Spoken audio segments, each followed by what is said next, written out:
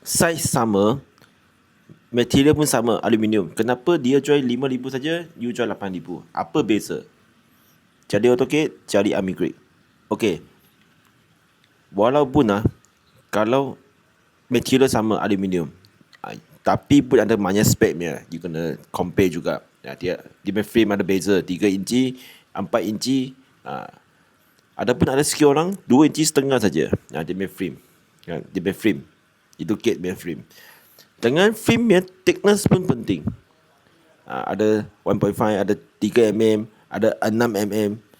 Lepas tu frame dalam ada turang tak, itu pun penting. Jadi ada banyak spek. Dia banyak spek. Bukan cakap material sama, saiz sama, kenapa beza banyak harga. Lagi satu paling penting, branding. Ini company tekan market sudah berapa tahun. Kalau itu satu company baru saja, brand pun tak ada, dia jual murah tapi tak tanggungjawab, itu pun tak guna. Walaupun dia beli berapa murah kan, betul tak? Jadi ini semua pun penting, you kena compare juga. Bukan cakap material sama, harga sama, you murah itu, beli itu, bukan.